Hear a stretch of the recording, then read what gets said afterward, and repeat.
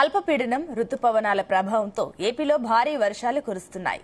ఆంధ్రప్రదేశ్ మరో 3 రోజుల పాటు మోస్తరు నుంచి భారీ వర్షాలు కురుస్తాయని వాతావరణ శాఖ తెలిపింది. ఈదురుగాలులతో పాటు భారీ వర్షాలు కురిసే అవకాశం ఉందని పేర్కొంది. కోస్తాంధ్రలో ఉరుములతో కూడిన భారీ వర్షాలు కురుస్తున్నాయి. ఇక ఈ రోజు ఎన్టీఆర్ జిల్లా, గుంటూరు, పల్నాడు, కృష్ణా జిల్లాలో భారీ వర్షాలు కురిసే అవకాశం ఉందని, గంటకు 50 నుంచి 60 కిలోమీటర్ల వేగంతో ఈదురుగాలులతో కూడిన వర్షం కురుస్తుందని వాతావరణ శాఖ హెచ్చరికలు జారీ చేసింది.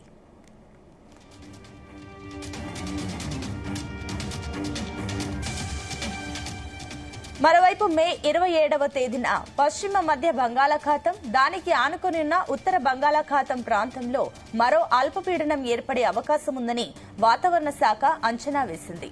ఇది ఏర్పడిన తర్వాత 2 రోజుల్లో మరింత బలపడే సూచనలు ఉన్నాయని అధికారులు తెలిపారు.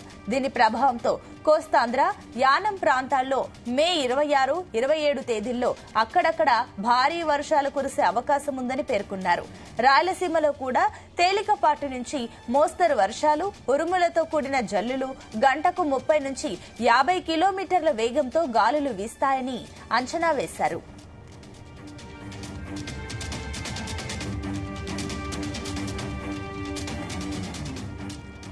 మే 26వ తేదీన కోస్తాంధ్రలో గంటకు 50 నుంచి 60 కిలోమీటర్ల వేగంతో, ఒక్కోసారి 70 కిలోమీటర్ల వేగం వరకు గాలులతో కూడిన వడగళ్లు వానలు సంభవించే అవకాశం ఉందని ఐఎండీ తెలిపింది.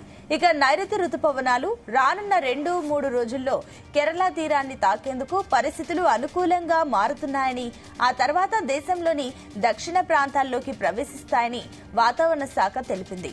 ఈ అల్పపీడనాలు, రుతుపవనాల కదలికల నేపథ్యంలో ప్రజలు అప్రమత్తంగా ఉండాలని, అవసరమైన జాగ్రత్తలు తీసుకోవాలని అధికారులు సూచించారు.